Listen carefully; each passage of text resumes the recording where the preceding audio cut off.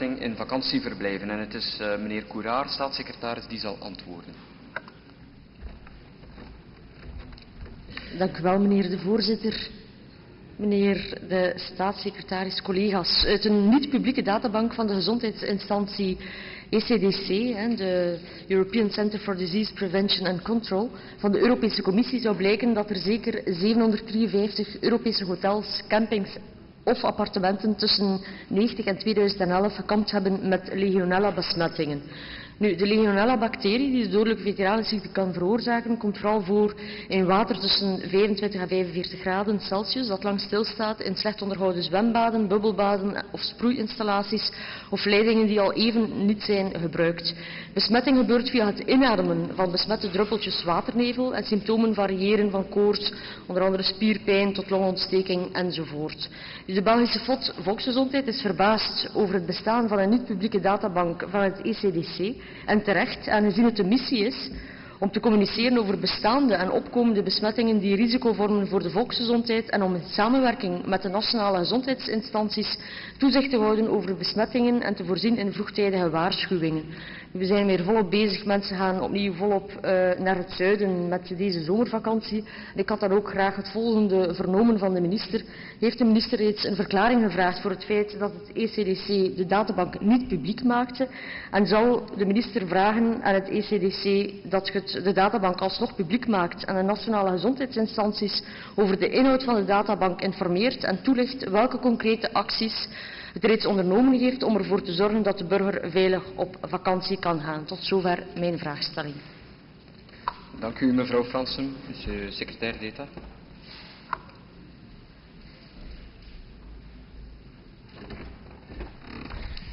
Dank u, meneer de voorzitter, mevrouw de senator. Voor gevallen van legionella besmetting bestaat er een verplichte meldingsplicht. Deze melding moet gebeuren bij de federale autoriteiten. In het kader van de Europese surveillanceverplichtingen maakt België de gevallen over aan het European Center for Disease Prevention and Control van Belgische patiënten die mogelijk besmet werden in een toeristische infrastructuur in het buitenland. Ons land ontvangt ook de meldingen van besmettingen die zouden kunnen hebben plaatsgevonden in een Belgische toeristische infrastructuur.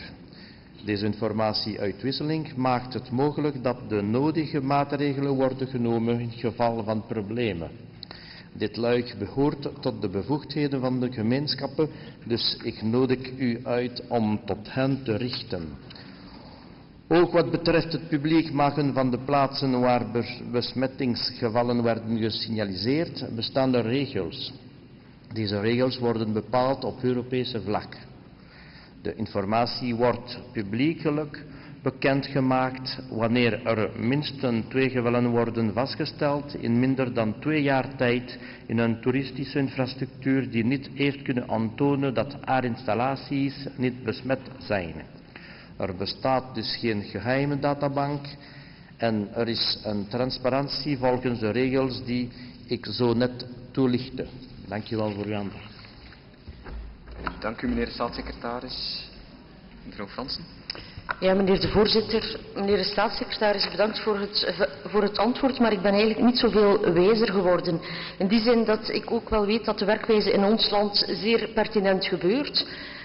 Maar het was dan toch de woordvoerder van de Volksgezondheid die zelf meldde in de media dat jij nogal verbaasd was dat jij daar niet van op de hoogte was. En ik denk dat het toch belangrijk is in het kader van de volksgezondheid dat ook onze mensen weten naar welke bestemmingen zij op vakantie gaan. En het is zeker niet de bedoeling om een massahysterie te gaan of een heksenjacht te gaan organiseren.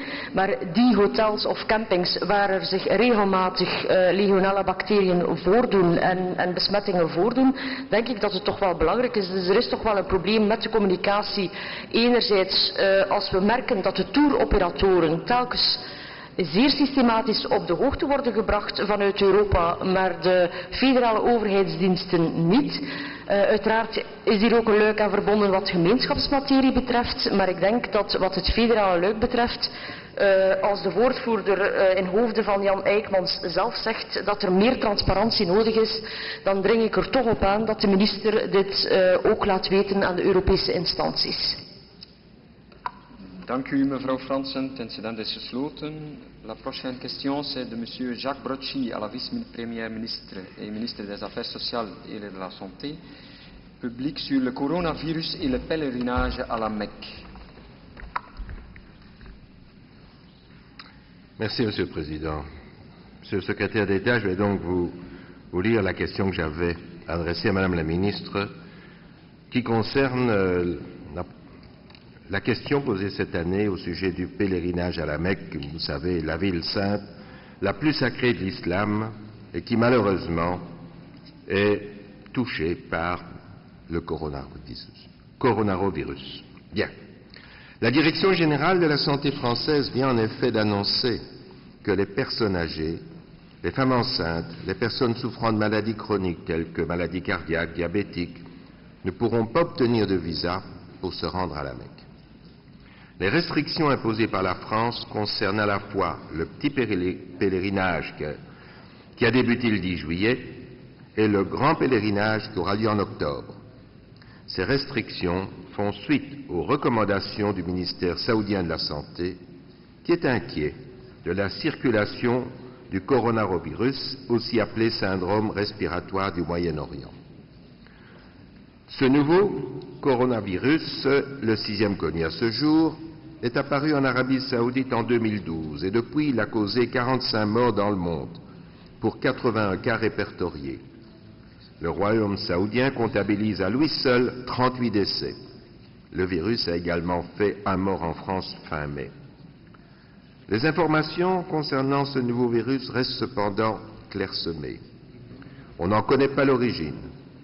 Il semblerait que le virus puisse être transmis d'homme à homme en cas de contact prolongé. C'est pourquoi la perspective du rassemblement de millions de pèlerins musulmans venus des 4 coins du globe cet été et cet automne suscite l'inquiétude. En effet, même si les données actuellement disponibles font état d'un virus relativement peu contagieux, le problème est présent, le problème est mondial. Les manifestations précises de ce nouveau virus ne sont pas encore bien établies de manière très précise, mais cependant, les premiers cas sont des pneumonies, des pneumopathies, des infections respiratoires basses. Cela étant, il pourrait également y avoir d'autres cas peu symptomatiques qui n'auraient pas encore été découverts. Il n'y aurait pas d'épidémie actuellement en cours puisqu'on n'aurait relevé que 2 cas de contamination secondaire, tandis que le réservoir de contamination semble bien être circonscrit à une zone bien précise de la péninsule arabique. Le problème est que, mis à part le probable foyer d'origine, nous manquons de recul sur cette pathologie. Les premiers signalements remontent à 9 mois et peu de cas auraient à ce jour été rapportés, malheureusement, avec un taux élevé de décès. Il convient donc d'être vigilant, d'autant plus que nous ne disposons pour le moment d'aucun traitement et d'aucun vaccin. La question que je vous pose, Monsieur le Secrétaire d'État, est la suivante. Est-ce que les autorités sanitaires internationales sont mobilisées pour tenter d'en savoir plus sur ce nouveau virus? L'Organisation mondiale de la santé, dans la dernière réunion d'urgence sur le sujet s'est tenue mardi dernier, ne recommande pour l'instant pas de restrictions de voyage, mais demande aux autorités sanitaires de suivre avec la plus grande attention tout cas de personnes présentant les symptômes propres à cette pathologie, à savoir toux, essoufflement, gêne respiratoire, fièvre supérieure à 38, voire insuffisance rénale. Ce sont des symptômes banaux que n'importe qui peut avoir, mais il est évident que si vous revenez du pèlerinage à la Mecque, cela doit inquiéter. Notre Institut scientifique de santé publique ne recommande pour l'instant pas de restrictions et s'en tient aux recommandations de l'OMS concernant les mesures élémentaires d'hygiène. Il est vrai qu'aucun cas n'a pour le moment été décelé en Belgique, mais ne serait-il pas opportun d'appliquer le principe de précaution et, à l'instar de nos voisins français, d'adopter une position de prudence à l'égard de certaines catégories de voyageurs, les plus faibles, les plus fragiles, en attendant d'en savoir plus sur ce virus. Je vous remercie par avance pour votre réponse. Dank u, meneer Brocci. Le secrétaire d'État, s'il vous plaît.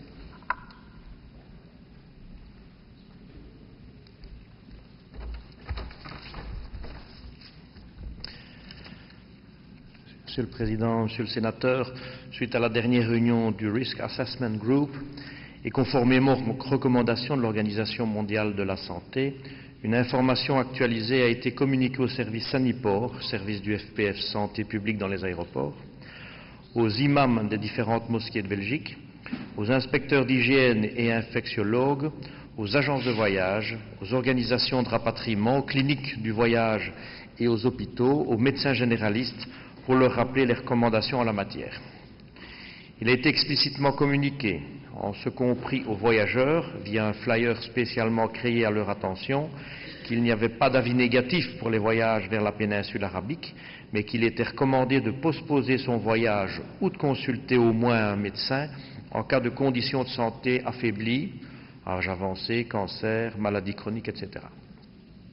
Toutes ces informations se retrouvent également sur le site internet du SPF à la une, et une page a été spécialement créée à l'attention des professionnels. Je vous confirme aussi donc que nous avons adopté une position prudente, conformément aux recommandations de l'OMS, avec qui nous collaborons étroitement dans la gestion de cette crise. Par ailleurs, j'ai pris connaissance de la dépêche de l'AFP dans laquelle on pouvait lire que la Direction générale de la santé française avait averti que suite à la décision du ministère saoudien de la Santé, certaines personnes plus fragiles ne pourraient pas obtenir de visa cette année pour le pèlerinage.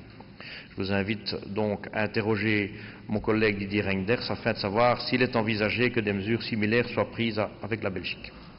Merci beaucoup. Monsieur Brocci.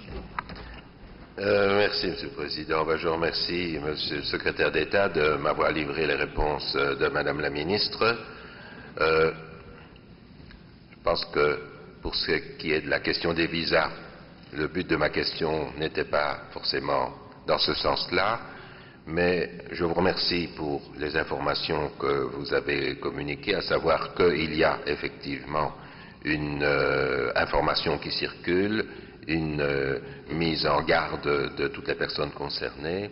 Et la question que je posais vise essentiellement à protéger nos compatriotes musulmans qui décident d'aller en voyage à la Mecque et qui reviendraient avec les symptômes que j'ai décrits, de manière à tout de suite avoir l'attention attirée pour les soigner avant que leur état ne se dégrade trop, mais aussi au cas où ce virus serait contaminant, pouvoir aussi les isoler et éviter qu'ils ne contaminent d'autres personnes.